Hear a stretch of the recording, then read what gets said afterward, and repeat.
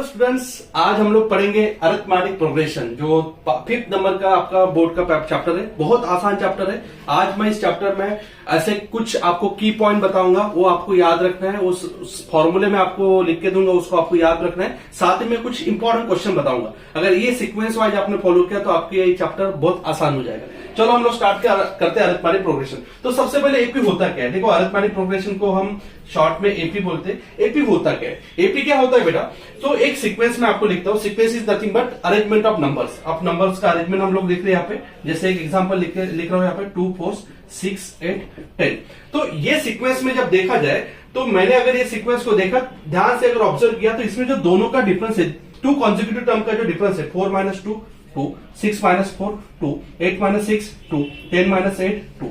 इसका मतलब ये है कि ये सीक्वेंस में जो डिफरेंस है, common difference between 2 consecutive term, common difference between 2 consecutive term, ये कांस्टेंट है। सो देयरफॉर ये जो सीरीज है वो किसमें? एपी में। तो आपको एपी का मीनिंग समझ में आ गया बेटा। एपी का मतलब है कि डिफरेंस कांस्टेंट होना चाहिए।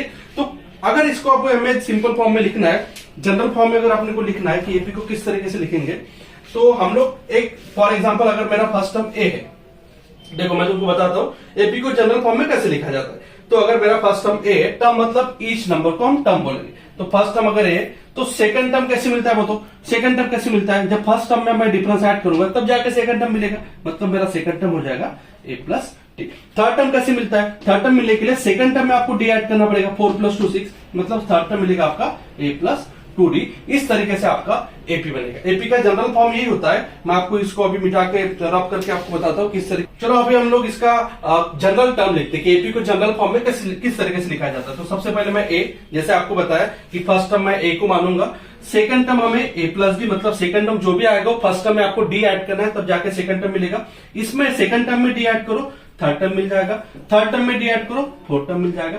तो इस तरीके से आपका एपी बनेगा। This is the general form of AP. आपको इसको याद रखना है, बहुत सिंपल फॉर्म है और इसको याद रखते हुए आपको क्वेश्चन बनाना है। So what is general form? बोलो एक बार मेरे साथ। ए, देन ए प्लस डी, देन ए प्लस 2d, देन ए प्लस 3d। इस तरीके से आपका जनरल फॉर्म बढ़ते जाएगा। चलो अभी हम लोग आते हैं क्वेश्चन की तरफ। तो मैंने अभी आपको एपी समझा दिया कि एपी होता क्या है बेटा। एपी मतलब 2 कॉन्जिक्यूटिव टर्म का डिफरेंस कांस्टेंट रहेगा।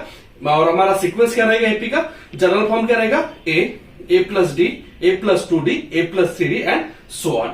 आज हमें इसके देखो अभी अरिथमेटिक प्रोग्रेशन में क्वेश्चन किस तरीके से आते हैं। तो सबसे पहले हमें क्वेश्चन मिला जाएगा कि 20 टर्म बताओ, 20 वाला नंबर वाला बताओ, 15 वाला 15 टर्म बताओ, या सम बताओ, पहले 20 टर्म का, पहले 15 टर्म का सम बताओ। तो इस टाइप के क्वेश्चन आएंगे। तो इस टाइप के क्वेश्चन को सॉल्व करने के लिए हमारे पास कुछ फॉर्मूलेज है, वो आपको याद रखने हैं। तो सबसे इंपॉर्टेंट फॉर्मूलेज, 3 फॉर्मूले आपको देता हूं, वो 3 फॉर्मूले आप याद करो, पूरे एपी के क्वेश्चन सॉल्व हो जाएगा। सो पहला फॉर्मूला है last term is equal to first term plus n - 1 into d. ये आपका पहला फॉर्मूला है। अगर आपको फर्स्ट टर्म दिया है, कॉमन डिफरेंस पता है, नंबर ऑफ टर्म पता है, लास्ट टर्म निकालना है, तो ये फॉर्मूला आप यूज करो। तो ये फॉर्मूला बहुत इंपॉर्टेंट फॉर्मूला है। सेकंड फॉर्मूला सम निकालने के लिए, sum is equal to n/2 a plus n। अगर आपके पास फर्स्ट टर्म है, लास्ट टर्म है, नंबर ऑफ टर्म है, तो डाल दो वैल्यू, आपको सम मिल जाएगा सीरीज का। And last formula is sum is equal to n/2 2a plus n - 1 into d. ये बहुत इंपॉर्टेंट फॉर्मूला है और ये तीनों फॉर्मूले के ऊपर ही आपके पूरे अरिथमेटिक प्रोग्रेशन के क्वेश्चन रहेंगे। तो बच्चों, इस फॉर्मूले को आपको रटना ही है, दिमाग पे फीड करना है और इसके ऊपर अभी हमें क्वेश्चन बनाना है। चलो आते हैं अभी क्वेश्चन की तरफ। चलो अभी आते हैं हम लोग प्रीवियस ईयर क्वेश्चन की तरफ। देखो बेटा, मैं ओनली प्रीवियस ईयर क्वेश्चन अभी इस वीडियो में बताने वाला हूँ, क्योंकि हमारे पास बहुत कम टाइम है और कम टाइम में हमें मैक्सिमम अगर आउटपुट निकालना है, तो सबसे पहले हमें ध्यान देना पड़ेगा पीवाईक्यूज की तरफ। तो आते हैं अभी ये पीवाईक्यू 2002 का क्वेश्चन है, सीबीएसई बोर्ड में पूछा गया था। बहुत आसान क्वेश्चन है, बहुत आसान तरीके से इसको सॉल्व करेंगे। जैसे भी मैंने आपको बताया कि 3 फॉर्मूले आपको याद करना है, वो 3 फॉर्मूले आपको याद करके ही आना है। जब आप क्वेश्चन को बनाओगे उसके पहले आपको 3 फॉर्मूले याद होना चाहिए। उसके ईच एंड इंडिविजुअल टर्म्स का आपका मीनिंग पता होना चाहिए कि ए को क्या बोलते हैं? फर्स्ट टर्म, एल को क्या बोलते हैं? लास्ट टर्म, एन को क्या बोलते हैं? नंबर ऑफ टर्म, डी को क्या बोलते हैं? Common difference. तो ये आपको पता होना चाहिए। सब टर्मिनोलॉजी अगर आपको पता है तभी आप क्वेश्चन को बना सकते हैं। चलो अभी क्वेश्चन को देखो। ये क्वेश्चन से पहले हम लोग इक्वेशन बनाएंगे, इक्वेशन को सॉल्व करेंगे और ऑटोमेटिक आपका आंसर आ जाएगा। तो क्वेश्चन में देखो क्या बोल रहे हैं, सम of 5th and 9th term. किसका सम बोले? 5th and 9th term. 5th term मतलब आपको पता है A5 हो जाएगा यार। 5th टर्म मतलब 9th टर्म मतलब क्या हो जाएगा? A9 हो जाएगा। और ये दोनों का सम उसने दे दिया है 72. This is my equation number 1. And sum of 7th term and 12th term is equal to 97. और लास्ट में बोल रहा है वो what is the AP. AP आपको निकालना है और मैंने ऑलरेडी आपको बोल दिया है कि एपी निकालने के लिए एपी का what is general form A plus D, A plus 2d and so on. मतलब आपको यहाँ पे ए एंड डी की रिक्वायरमेंट है. ए एंड डी आपको निकालना पड़ेगा. जब आप ए एंड डी निकाल लोगे तो ऑटोमेटिक आपका एपी का क्वेश्चन सॉल्व हो जाएगा. तो चलो आते हैं हम लोग अभी इसको ए और डी कैसे निकालें. तो हमारा टारगेट आपको पता चल गया कि हमें ए और डी निकालना है. तो सबसे पहले हमें इसको भी ए में और डी में कन्वर्ट करना पड़ेगा, इसको भी ए और डी में कन्वर्ट करना पड़ेगा, इसको भी करना पड़ेगा, इसको भी, तभी तो ए और डी मिलेगा. चलो तो A5 को कैसे लिखेंगे हम बोलो, क्योंकि हमारे पास एक फॉर्मूला है n equal to a plus n minus 1 into d. तो A5 अगर निकालना है तो एन की जगह पे 5 डालना पड़ेगा, ये भी 5 बन जाएगा. तो एक A5 की वैल्यू क्या आएगी ए प्लस 40. उसी तरीके से A9 क्या आएगा बोलो ए प्लस 80. तो यहाँ पे लिख लो, क्योंकि हमें A5 A9 यहाँ पे कुछ फायदे करनी है, इसमें इसको हमें ए और डी में कन्वर्ट करना पड़ेगा. तो A5 आ जाएगा ए प्लस 40, A9 आ जाएगा a plus 8d is equal to 72. अब इसको इक्वेशन के फॉर्म में बनाएंगे तो a plus 8 8 plus 4 12d is equal to 72. इसको भी हम सेम बनाएंगे. A7 मतलब ए प्लस 6d, A12 मतलब a plus 11d is equal to 97.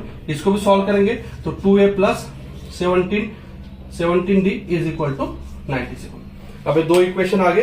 दो इक्वेशन को सॉल्व करते हुए हमें आंसर निकालना है. तो हम क्या करेंगे, यहाँ पे दो इक्वेशन को सॉल्व करेंगे. सॉल्व करने के टाइम में इसको यहाँ पे लिख दो. देखो दिस इज इक्वेशन 2, इक्वेशन 1 को यहाँ पे लिखता हूं और दोनों को मैं सब्ट्रैक्ट करता हूं. अभी सभी को पता है सब्ट्रैक्ट करने के कट जाएगा. यहाँ पे बचेगा 5d और यहाँ पे बचेगा 25. तो d यहां से मिल जाएगा 5. एक बार आपका d आ जाएगा. देखो ना 7 से 2 गया 5 है, 9 से 7 गया 2 है. तो d आ गया 5. एक बार d आने के बाद d कहीं भी एक इक्वेशन में डाल दो, आपको a मिल जाएगा. चलो हम लोग d की वैल्यू इस इक्वेशन में डालते. So 2a plus 12 into 5 is equal to 72. So 2a plus 60 equal to 72. तो 2a equal to 72 minus 60. So 2a equal to 12. तो a आ जाएगा 6. आ गया ना यार, a भी आ गया, d भी आ गया. So what is your AP?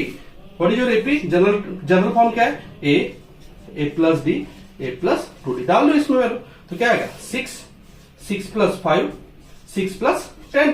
सो क्या what is the answer? 6, 11 and 26 dot dot dot. इस तरीके से आपका एपी बनेगा. ऐसे ही आएगा कि 2d ना 10 और 6 16 हो जाएगा. सॉरी 16 हो जाएगा. तो इस तरीके से आपका ये एपी बनेगा. इतना आसान क्वेश्चन है बच्चों. तो ये एपी बनाने के लिए हमें ए और डी चाहिए. ए और डी के लिए दो इक्वेशन आपने सॉल्व किया, ए और डी सेपरेट निकाल दिया, फिर हमारे जनरल इक्वेशन में डाल दिया. Thank you.